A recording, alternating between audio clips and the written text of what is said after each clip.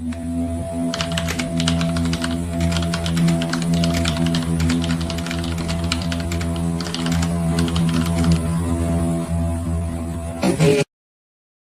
message arrived at 3:47 a.m. Seojin felt his phone vibrate against the nightstand, saw the name on the screen, and knew their peace was over. He slipped out of bed, careful, quiet.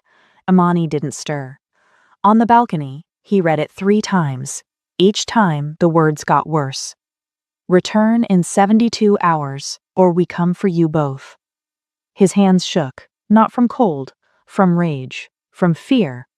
He'd left everything behind, his power, his empire, his brothers, for her, and now they wanted him back. Welcome to K-Stories by Emma. Before we continue, please like, share, subscribe, and hit that notification bell so you never miss any story. 3 weeks. That's how long they'd had. 3 weeks of pretending the world had forgotten them. 3 weeks of coffee in bed and lazy mornings and making love like they had all the time in the world. 3 weeks of lies. Imani woke to an empty bed. The sheets on Seojin's side were cold, like he'd been gone for hours. She found him on the balcony, staring at his phone like it held a death sentence. When he heard her, he shoved it in his pocket. Too fast. "What's wrong?" she asked. "Nothing." His voice was steady, but his eyes weren't. "Couldn't sleep." Liar. She knew that look, the one that said he was calculating, planning, preparing for violence. "Seojin," she stepped closer. "What happened?" He turned away, gripped the railing. "They want me back." The words hit her like a fist. "Who?" "The organization." His jaw tightened. "My second in command sent a message. I have 72 hours to return, or they consider me a traitor." Imani's chest went tight. And traitors? Don't get to disappear quietly. She felt it then, the weight of what they'd done, what they'd thought they'd escaped. The Mafia didn't let people go, not cleanly, not without blood. Their forever had an expiration date. "What happens if you don't go back?" she whispered. Seojin finally looked at her, and she saw it. The man who'd killed for survival, the man who'd built empires on fear, the man who'd do anything to keep her alive. "Then we run," he said, "and we never stop running." Imani's throat burned. For how long? However long it takes. That's not a life. It's the only one we have. He pulled her close, wrapped his arms around her like he could shield her from what was coming. But they both knew the truth. You can't outrun the past, not when it has your name, your face, your weakness. Later that morning, Imani was making coffee when her phone rang. Unknown number. She almost didn't answer, but something made her pick up. "Hello?" Silence. Then a woman's voice, young, nervous. "You don't know me, but I knew your husband." Imani froze. "Who is this?" "My name is Sophia. We need to talk." "About what?" "About Marcus. About what he did. About why you're in danger." The woman paused. "We need to meet, alone." Every instinct screamed at her to hang up, to tell Seojin, to not walk into whatever trap this was. But if Marcus had secrets, secrets that put her in danger, she needed to know. All of them, before she could truly move forward. "When?" Imani asked. "Today, 2 p.m., Riverside Cafe. Come alone. If he's with you, I'm gone." The line went dead. Imani stared at her phone, heart pounding. She should tell Seojin, should let him handle this, but she didn't. Because some truths you have to face alone, even if they destroy you. The woman waiting at Riverside Cafe was younger than Imani expected, mid-20s, beautiful in that effortless way some women are. Dark hair, designer clothes, expensive watch. She looked up when Imani approached, and smiled nervously. "Thank you for coming." Imani sat across from her, cautious, ready to leave if this felt wrong. "You said you knew Marcus." "I did." The woman extended her hand. "My name is Sophia. I was your husband's partner." She paused. "In more ways than one." The words hung between them. Imani's stomach dropped. What does that mean? Sophia pulled out her phone, slid it across the table. Photos. Marcus and Sophia, at restaurants, in hotel rooms, his arm around her waist, her lips on his cheek. Intimate, familiar, real. "We worked together," Sophia said quietly, "moving money for the Jade Serpents, but we were also—" She couldn't finish. Imani scrolled through the photos, each one a knife. Text messages next, hundreds of them. "Miss you already. Can't wait to see you tonight. She doesn't understand me like you do." Her hands shook. "How long?" "2 years," Sophia's voice cracked. "I'm sorry, I know that doesn't help, but I am." 2 years. 2 years of lies, of him coming home late, of business trips that weren't business. 2 years of Imani believing they were solid, happy, forever.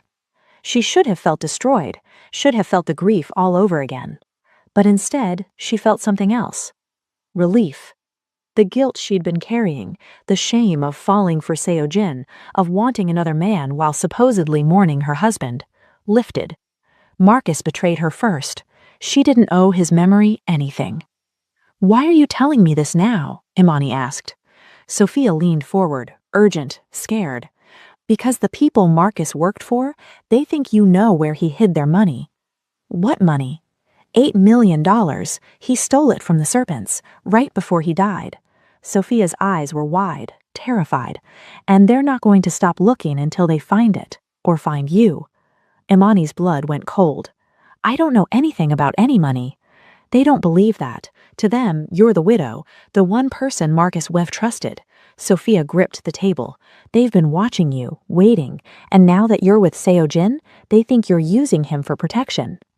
"I don't even know where to start looking." "Do you want to?" Imani froze. "What?" Sophia met her eyes. "Do you know where it is?" "No." "But I know who does." Sophia's voice dropped. "Marcus had a partner, someone he trusted more than me.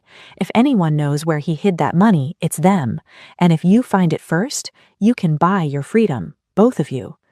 Imani stared at her, processing. $8 million, enough to disappear, to pay off whoever needed paying, to actually have the forever Seo-jin promised. "Why are you helping me?" "Because Marcus lied to both of us," Sophia's jaw tightened, "and because I'm tired of looking over my shoulder. If we find that money, we split it. You get your freedom, I get mine. Everyone wins." Imani pulled out her phone, typed quickly. "We need to talk, now." She hit send before she could second-guess herself. But before she could stand, the cafe door opened. 2 men walked in, tall, dressed in black, eyes scanning the room. They saw Sophia, and their hands went to their waists, where guns were hidden. Sophia's face went white. "We need to go, now." Sophia grabbed Imani's hand. "Don't run. Don't look at them. Just walk." Her voice was calm, but her grip was iron. They stood together, casual, like 2 friends finishing coffee. Sophia dropped cash on the table. Too much, but there wasn't time to wait for change. They walked toward the back, past the restrooms, through the kitchen. A cook looked up. Sophia smiled at him. "Sorry, emergency." They pushed through the back door into the alley. Behind them, shouting, footsteps. The men had realized they were gone. "My car, blue Honda, end of the block." Sophia was already running. Imani followed, heels clicking on pavement, heart slamming against her ribs. They reached the car. Sophia unlocked it with shaking hands. They dove inside. Engine roaring, tires screaming. Sophia drove like she'd done this before, fast, efficient, checking mirrors constantly. 3 blocks, 5, 10. Finally, she pulled into a parking garage, took the ramps up to the 4th level, parked between 2 SUVs where they couldn't be seen from the entrance. Then she collapsed against the steering wheel. "They found me." Imani's chest heaved. "Who were they?" "Jade Serpents." Sophia looked at her, eyes red. "They've been looking for me for 3 years, ever since Marcus died." "Why?" Sophia laughed bitterly. "Because of the $8 million he stole." Imani stared. "You said that already, but I don't understand. Marcus was a financial analyst. He didn't have access to that kind of money." "Yes, he did. That was his job, moving their money through clean accounts, making it legal." Sophia wiped her eyes. "But 6 months before he died, he started skimming. Small amounts at first, then bigger. By the time they noticed, he'd taken 8 million. And they killed him for it? No, Sophia's voice went quiet. Se-jin's organization killed him. Different gang, different war. The serpents wanted him alive so he could tell them where the money was. But before they could get to him, Se-jin ordered the hit. Wrong place, wrong time. Marcus died with the location. Imani's head spun. She'd been a target all along, not because of Se-jin, not because she fell for the wrong man, because of Marcus. Because her dead husband stole millions and left her holding the consequences. The threats, the surveillance, Min Jun showing up at her door. It all made sense now. Why didn't they just ask me? Imani's voice cracked. I didn't know anything. They don't believe that. You were his wife. In their world, wives know everything. Sophia gripped the wheel. And now that you're with Se-jin, they think you're protected, that you're playing both sides. I'm not playing anything. I just want to live. Then we find the money. Sophia turned to face her. We find it, we split it, and we disappear. Both of us. New identities, new lives, free. Imani thought of Se-jin, of the message he'd received, of the 72 hours ticking down, of running forever. How do we find it? She asked. Sophia reached into her purse, pulled out something small, a key. Brass, worn, old-fashioned. Marcus sent this to me the day before he died. No note, no explanation, just this. Imani took it, turned it over in her palm. What does it open? I think a safety deposit box, but I don't know where. I've tried every bank in Seattle. Nothing. Imani stared at the key. $8 million. Their freedom, their future, if they could find it before the serpents found them. She pulled out her phone, typed quickly. Meet me at home. I found something that changes everything. Se-jin replied instantly. On my way. Are you safe? She looked at Sophia, at the key in her hand, at the men hunting them. For now. She hit send, but she wasn't sure she believed it. Se-jin arrived 15 minutes later. He didn't knock, just used the key she'd given him and walked straight into the apartment. His face was stone. You left without telling me. His voice was low, controlled, dangerous. You met someone I don't know. Do you understand how dangerous that is? Imani stood her ground. I had to. You had to? He stepped closer. There are men hunting us. My organization wants me back, and you thought it was a good idea to meet a stranger alone? She wasn't a stranger. She was Marcus's... I don't care who she was. Se-jin's jaw tightened. You could have been killed. But I wasn't. This time. They stared at each other, the space between them charged with anger and fear and something deeper. Finally, Imani broke the silence. Her name is Sophia. She worked with Marcus, laundering money for the Jade Serpents. She paused.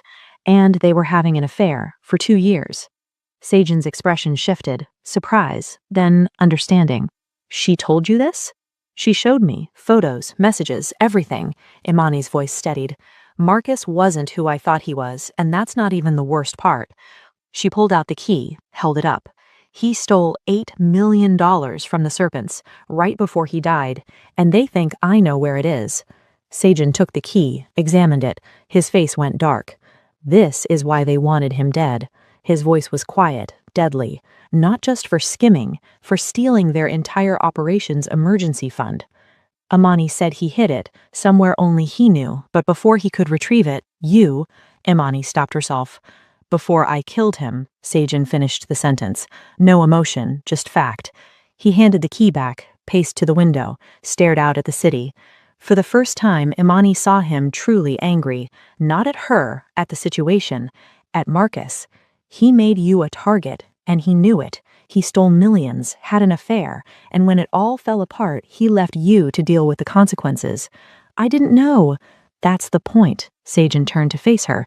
You were innocent, and he used that. He knew if he died, you'd be the one they came for, because widows always know. Wives always hide things.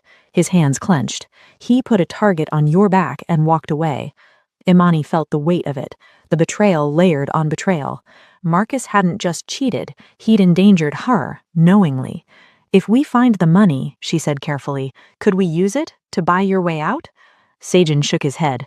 It's blood money. The serpents will kill everyone I've ever loved to get it back, and my organization will kill me for helping you keep it.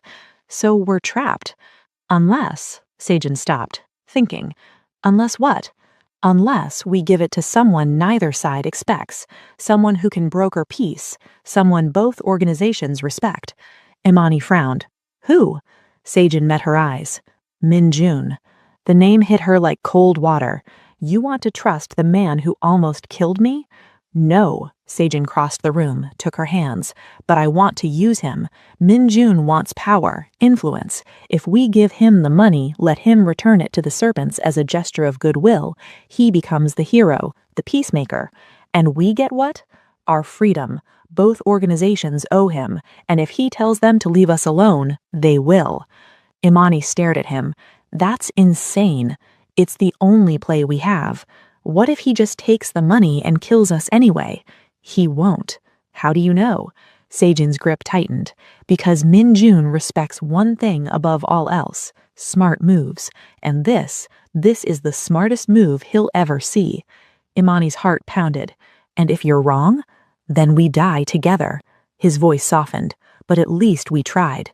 She looked at the key in her hand. $8 million. Their last chance. Where do we start?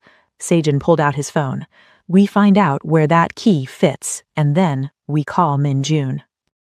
They tore through Imani's apartment. Every drawer, every closet, every box of Marcus's belongings she'd been too broken to throw away. His old suits, his books, his files from work, nothing. Imani sat on the floor, surrounded by 3 years of grief. Maybe the key doesn't mean anything. Maybe he was just being paranoid. No, Sagen kept searching, methodical, patient. Men like Marcus don't send keys for no reason. He pulled out the last box. Photos. Old ones from their wedding, their honeymoon, birthdays. Imani looked away, couldn't bear to see those faces, those lies. Sagen flipped through an album, stopped. Here, tucked between 2 photos, a bank statement, folded, yellowed with age. Pacific Trust Bank, Portland, Oregon, account number redacted, but the branch address clear. Imani stared. Portland. 4 hours away. Sagen checked his watch. We can make it before they close if we leave now. 20 minutes later, they were on the highway. The drive was tense, silent except for the hum of tires on asphalt. Imani watched the trees blur past, thought about Marcus, about the man she'd married versus the man he'd been, about secrets and lies and the weight of not knowing someone at all. You okay? Sagen asked.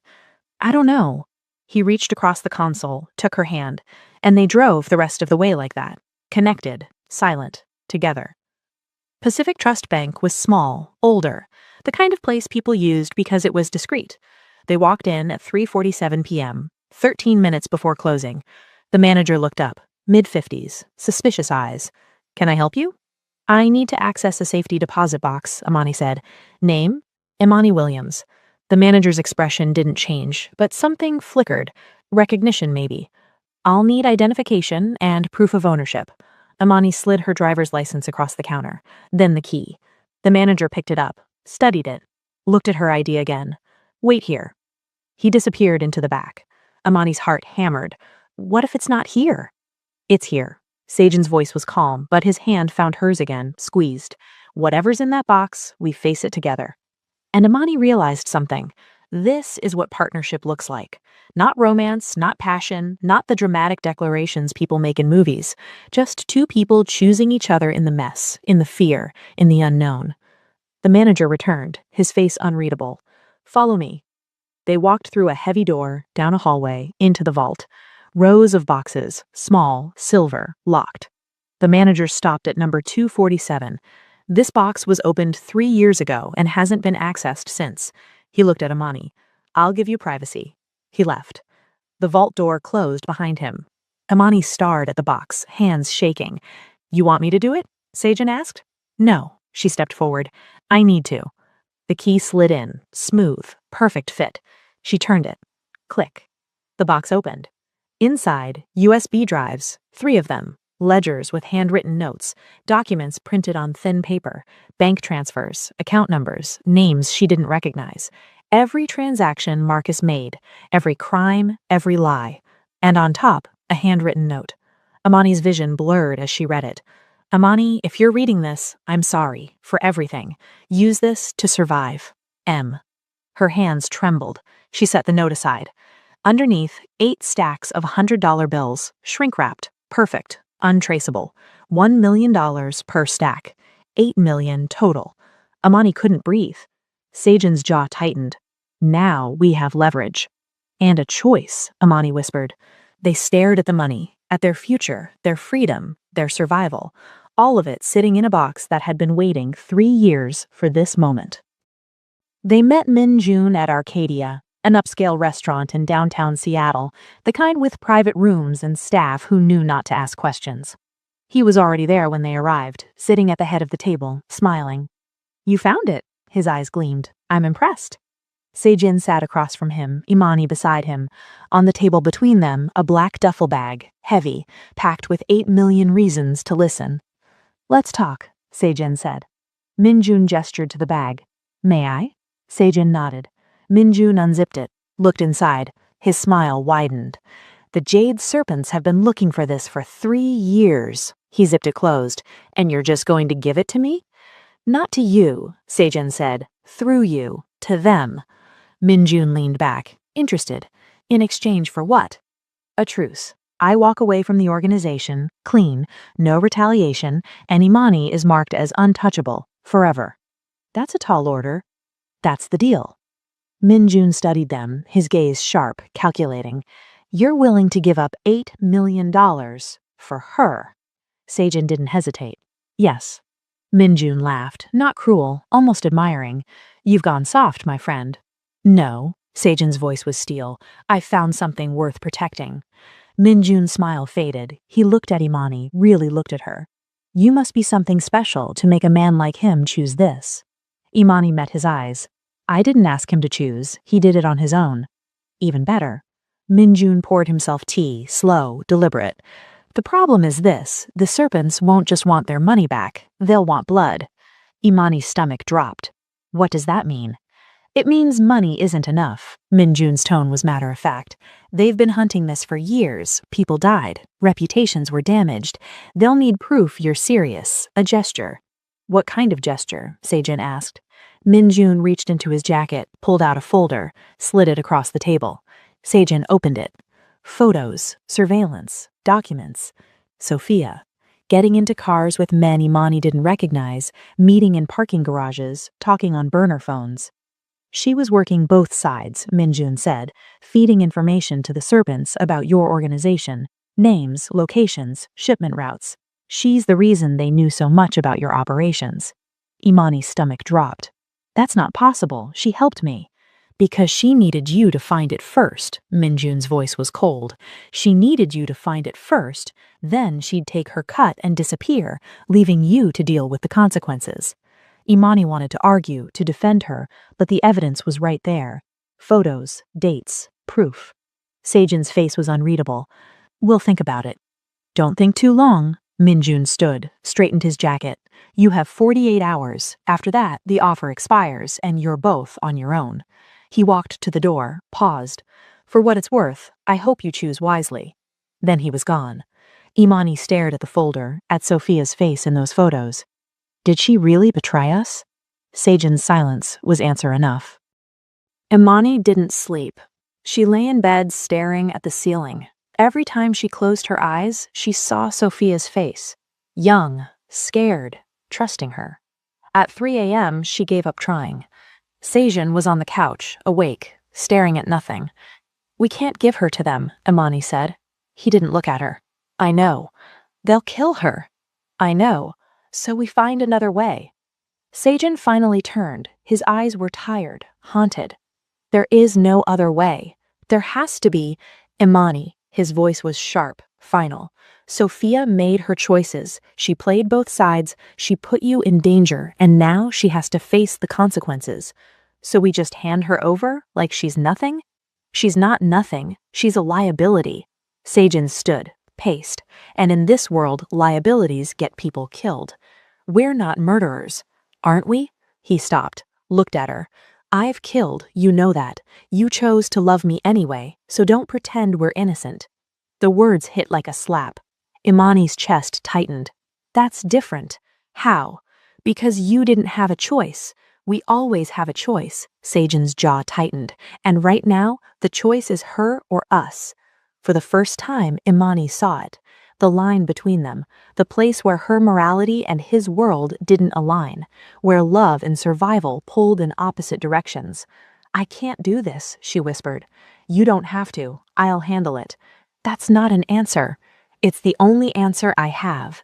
They stood in silence, the distance between them suddenly immense. Imani made a decision. She grabbed her phone, walked into the bedroom, closed the door, dialed the number Sophia had given her. It rang twice. Hello? Sophia's voice, groggy, worried.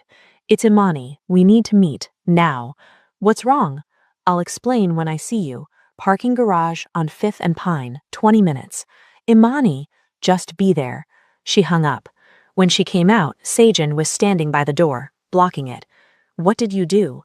What I had to. Imani, move.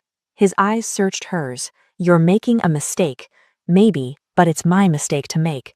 For a moment, she thought he'd stop her, physically, keep her from leaving, but he stepped aside. If this goes wrong, it won't. If it does, they'll come for both of you. Then come with me. She grabbed her jacket. Help me save her. Sejin's face was stone. I can't. Can't or won't? He didn't answer. Imani left without looking back. The parking garage was empty, cold, echoing. Imani stood in the center, waiting. Headlights swept across the concrete. A car pulled in, parked. Sophia got out, walked toward her slowly. She looked at Imani's face and knew. They want me, don't they? Imani nodded, her throat tight. Min Jun has proof you were working both sides, feeding information to the serpents. She paused. Is it true? Sophia's eyes filled with tears. Yes. Why? Because I was scared. Because Marcus died and I thought they'd come for me next, so I made a deal. Information for protection. Her voice broke. I didn't know it would put you in danger, I swear. It doesn't matter now, Imani stepped closer. They want you, dead, as proof we're serious about peace. Sophia's face went pale. Are you here to— No, Imani's voice was steel. I'm not giving you to them. I'm getting you out. They sat in Sophia's car, engine off, planning. Vancouver, Imani said. I have cash, enough to get you across the border. And Sophia, I know someone there, a woman who helps people disappear. New identity, new life. Sophia wiped her eyes. You'd do that for me, after what I did? You warned me about the money. You could have just taken it and run. Imani met her gaze. That counts for something. Sophia nodded, shaking. When do we leave? Tonight. We drive north, cross at— Headlights cut through the darkness. A car pulled into the garage, parked 20 feet away. Sejin got out. Imani's stomach dropped. He walked toward them, slow, deliberate, his face unreadable. You followed me, Imani said. I couldn't let you do this alone. I'm not alone. I have— You can't save her. Sejin's voice was flat, final. If she disappears, they'll know we helped, and the deal dies. Then they come for all of us. Sophia opened the car door, stepped out. He's right. Her voice was steady now, resigned. If I run, you pay the price. Sophia, I'll turn myself in. She looked at Sejin. Tell Min Jun I'm ready. Just make it quick. No, Imani grabbed her arm. We're not doing this. You gave me a chance. You could have traded me the second you found out, but you didn't. Imani's eyes filled again. That's more than anyone else has ever done for me. Imani felt her chest crack. There has to be another way. Sejin stepped forward. There is.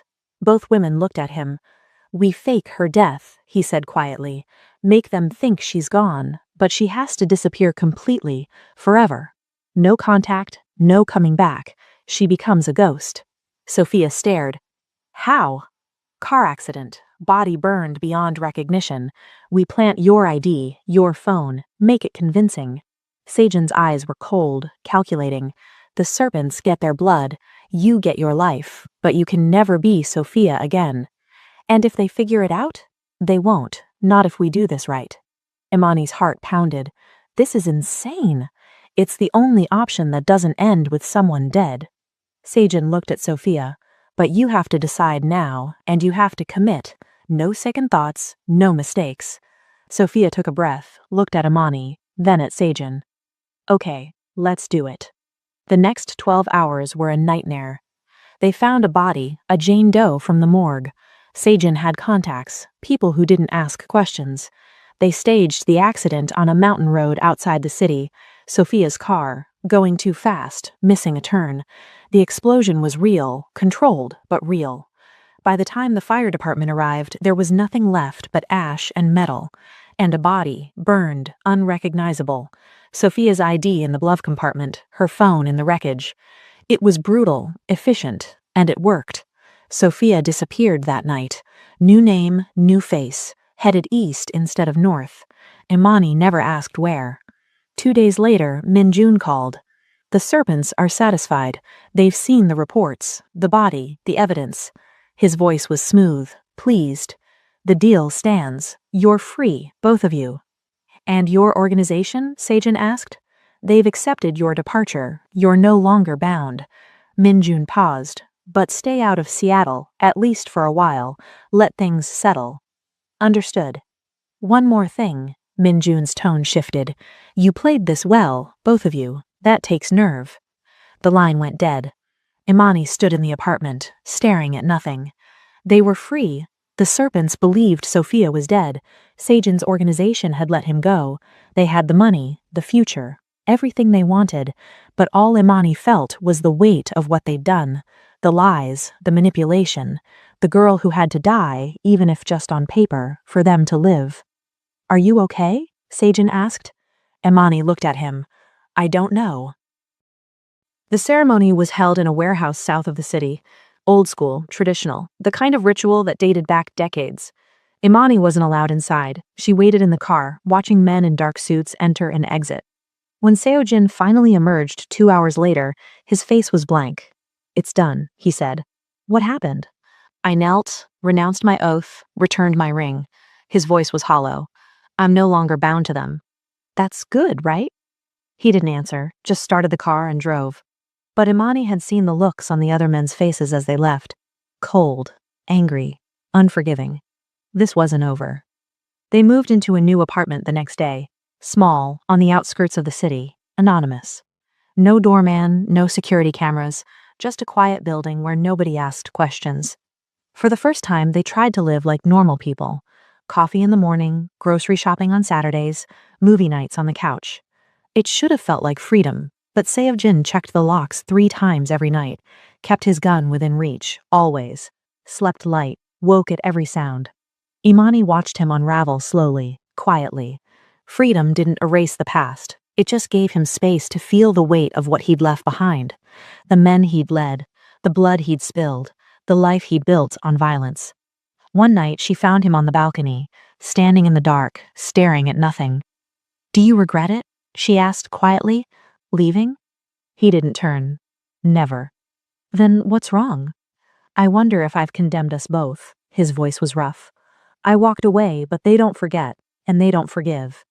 Min-jun said, Min-jun brokered a deal. That doesn't mean everyone accepted it. Seojin finally looked at her. There are men in that organization who see me as a traitor, and traitors don't get happy endings. Imani's chest tightened. So what do we do? We stay careful, stay ready. He pulled her close. And we hope they decide we're not worth the effort. But his tone said he didn't believe that. 3 days later, a package arrived. Plain brown box, no return address, left outside their door. Imani brought it inside, set it on the counter. Should we open it? She asked. Seojin examined it, carefully, looking for wires, anything suspicious. Finally, he nodded. He cut the tape, lifted the flaps. Inside, a single bullet, brass, gleaming, and underneath, a note. Handwritten, simple. We don't forget. Imani's blood went cold. Seojin's face drained of color, his hands clenched into fists. They know where we are. Who? Does it matter? He grabbed his phone, started typing. Pack a bag, now, we're leaving. Seojin. Now, Imani. His tone left no room for argument. She moved fast, threw clothes into a duffel, grabbed essentials, her hands shaking. Seojin was already at the door, gun drawn, checking the hallway. Clear, let's go. They took the stairs, not the elevator, down 6 flights, out the back exit, into the alley where their car waited. Seojin drove fast, no destination, just away. Imai stared at the bullet in her hand, the one she'd grabbed before they left. A message, a threat, a promise. "Where are we going?" she whispered. "Somewhere they can't find us." "And if they do?" Seojin's jaw tightened. "Then we fight." But Imani heard what he didn't say. They were running again, and this time there might be nowhere left to hide. They drove through the night, north, into the mountains, away from the city and the men who wanted them dead. The cabin was small, remote, buried in snow and silence. No phones, no internet, no connection to the world they'd left behind. Just them. For 3 weeks, they lived like ghosts. Sejin chopped wood every morning, Imani cooked simple meals. They read books by the fire, made love under heavy blankets while snow fell outside. It was peaceful, almost perfect. But the fear never left. Imani saw it in the way Sejin watched the tree line, the way he kept his gun on the nightstand, the way he slept with one eye open. They were safe, but they weren't free. One night she couldn't take it anymore.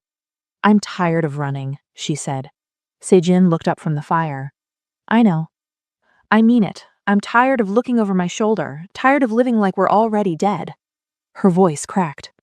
"I want a life. A real one, not this." He crossed the room, pulled her close. "I'm trying to give you that." "Are you?" She pulled back, met his eyes. "Because this isn't living. This is hiding." Sejin's jaw tightened. "What do you want me to do?" "End this." Imani's voice was steel. "For real. No more threats, no more running. We go back and we finish it." "Imani, there's only one way we get our lives back, and you know it." He stared at her, something shifting in his expression. "There's only one way to do that," he said quietly. "How?" "We go back and we finish it." Imani's heart pounded. "What does that mean?" Sejin walked to the back of the cabin, pulled up a loose floorboard, removed a metal box. He set it on the table, opened it. Inside, USB drives, documents, photos, recordings. "I've been collecting evidence," he said, "for years. Every crime, every deal, every murder the organization committed." He looked at her. "Enough to bring them all down." Imani stared. "Why didn't you use it before?" "Because if I do, I'm a dead man," he said, flat.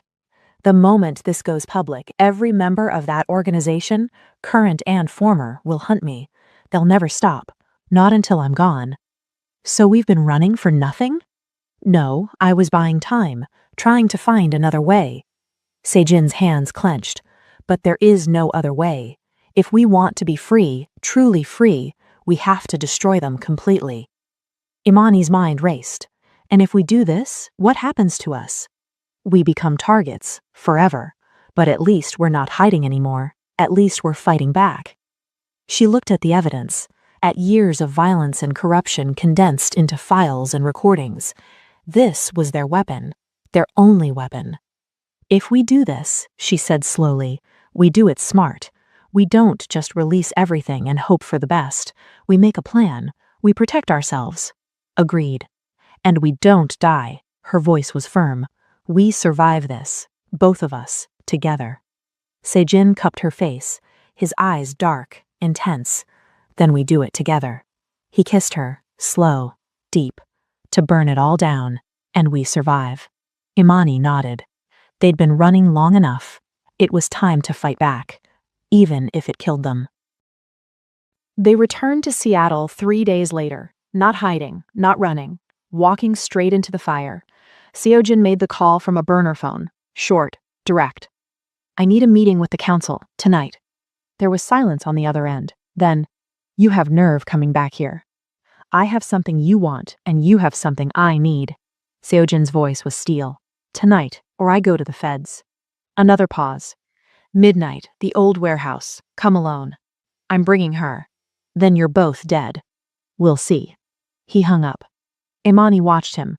"Are you sure about this?" "No." He loaded his gun, checked the clip. but it's the only move we have left. They arrived at 11:58 p.m. The warehouse was the same one where this all began, where Min Jun had spared them once before. Inside, the council waited. 7 men, old guard, the ones who'd built the organization from blood and fear. At the head of the table sat Choi, 70 years old, sharp eyes, hands that had killed more people than Imani could imagine. "You brought her," Choi said. Not a question, a statement of disappointment. "I did," Seojin said, the metal blocks on the table, "because what I'm about to offer affects both of us. You have no leverage here, boy." "Don't I?" Seojin opened the box, pulled out a USB drive. "This contains every crime this organization has committed in the last 10 years. Names, dates, locations, bank accounts, everything." The room went silent. "You're bluffing." Seojin pulled out his phone, pulled up a file, turned the screen toward them. A recording, audio and video, clear as day. Choi's voice, planning a hit, ordering an execution. The old man's face went pale. "I have hundreds of these, and they're set to release automatically if I don't check in every 12 hours. So here's my offer. Let us go, clean, no retaliation, no hunting us down, and this stays buried.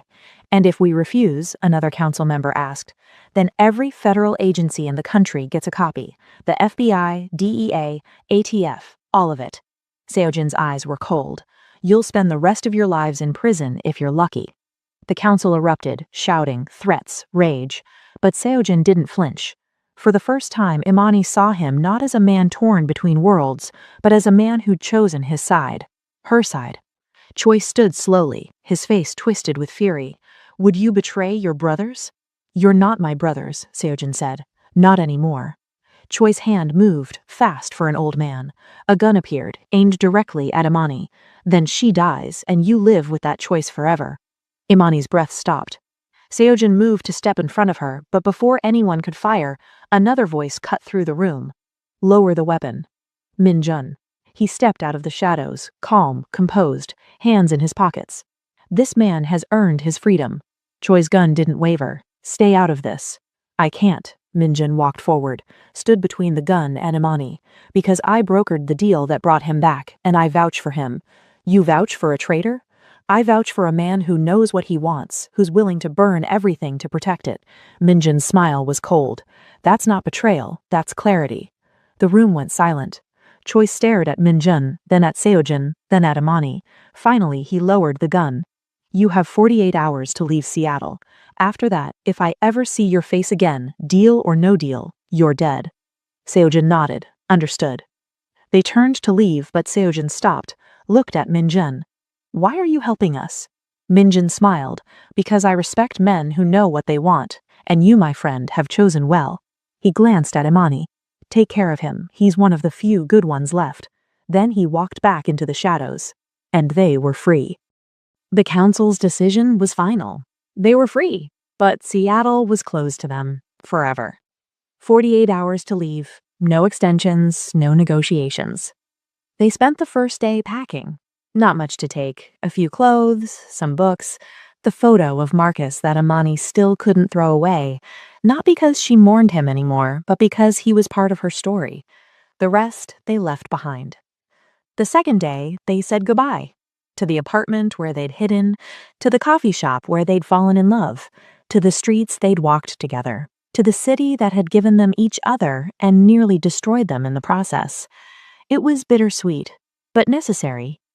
On their last night, they stood on the pier, the same one where Seojin had first told her the truth about Marcus, where everything had started to unravel and rebuild at the same time. The water was black, endless, the city lights reflected across the surface like fallen stars. "I'm sorry," Seojin said quietly. Imani looked at him. "For what?" "For all the pain, for everything you lost." His voice was rough. "Your husband, your life, your peace?" Imani took his hand, laced her fingers through his. "I didn't lose everything," she met his eyes. "I found you." His throat worked, like he was trying not to break. "I don't deserve you." "Maybe not," she smiled, soft, real. "But you have me anyway." He pulled her close, pressed his forehead to hers. "Where do we go?" she whispered. Sojin smiled, the first real smile she'd seen in weeks. Anywhere. Everywhere. As long as it's with you. They stood like that for a long time, holding each other, breathing each other in.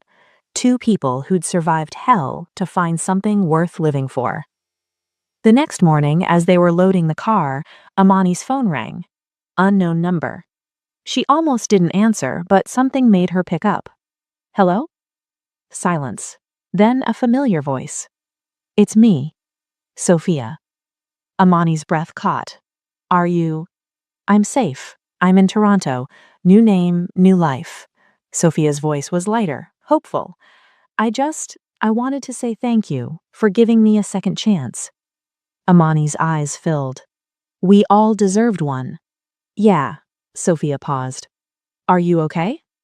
I think so. We're leaving Seattle, starting over.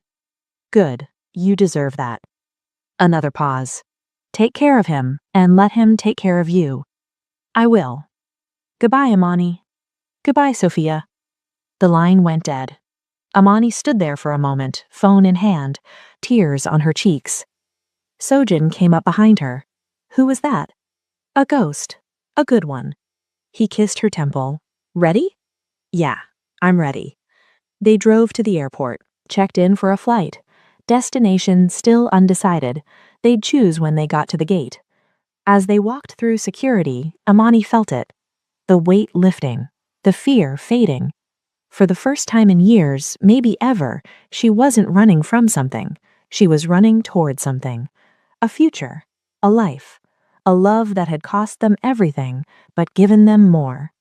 They boarded the plane hand in hand, found their seats, settled in. As the plane took off, Amani looked out the window, watched Seattle disappear below them. The city where she'd lost Marcus, where she'd found Sojin, where she'd learned that love wasn't safe or simple or easy, but it was worth it. She turned to Sojin. He was watching her, that soft look in his eyes, the one that said she was his entire world. Where do we go? She asked. He smiled. Does it matter? No. She leaned her head on his shoulder. It doesn't. Because home wasn't a place anymore. It was him. And that was enough.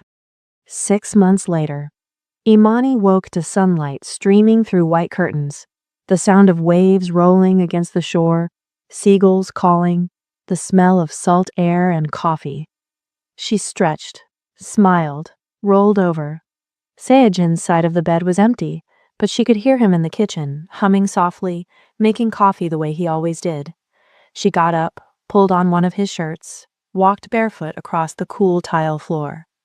Their apartment was small, a studio overlooking the ocean in a tiny coastal town in Portugal. No one knew them here. No one asked questions. They were just another couple, starting over, building something new. Seojin looked up when she entered, smiled that soft smile reserved only for her. Good morning. Morning. She kissed him, tasted coffee on his lips. You're up early. Couldn't sleep. He poured her a cup. I have a class at the gym in an hour. He taught self-defense now, at a local gym run by an old Portuguese man who didn't care about his past. Imani worked at a bookstore 3 blocks away, small, quiet, filled with stories and languages she was slowly learning. It was ordinary, and it was perfect. They had dinners with neighbors, an elderly couple who brought them wine and taught them Portuguese phrases.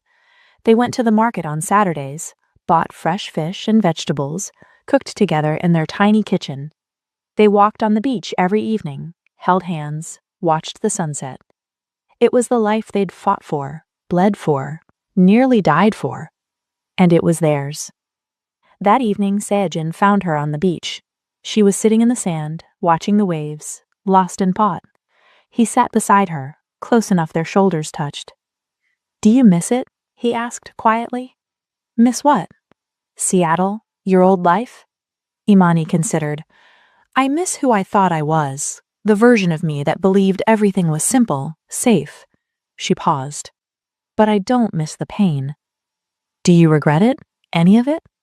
She looked at him, really looked at him. This man who'd killed her husband, who'd made her fall in love with him, who'd destroyed her world and rebuilt it into something better. "No," she said, "I don't." He smiled, relieved, like he'd been holding his breath waiting for her answer. "Are you happy?" he asked. She turned the question back. "Are you?"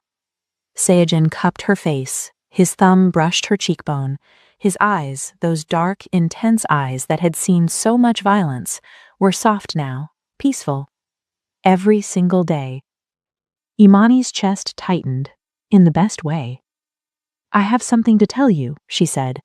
His expression shifted, concerned. "What's wrong?" "Nothing's wrong."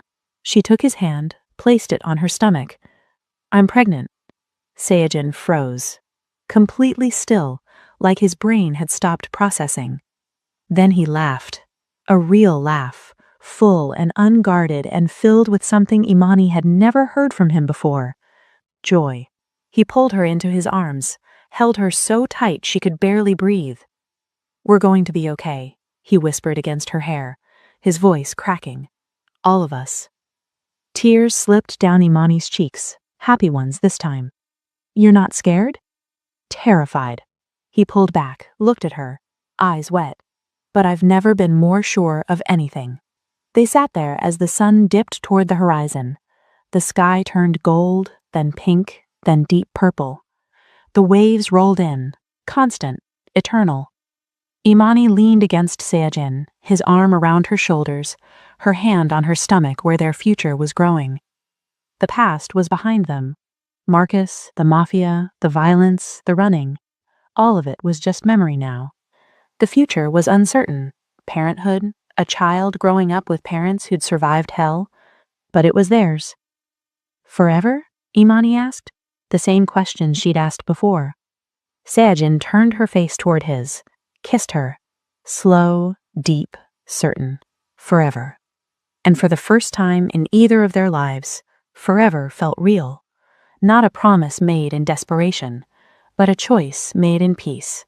They stayed on the beach until the stars came out, two people who'd found each other in darkness and built a life in the light. Together. Always. Thank you for joining K-Stories by Emma for this incredible journey. If you loved this story, please like, share, and subscribe. Your support means everything. Until next time, believe in love, fight for what matters, and never give up on redemption. This is Emma, signing off.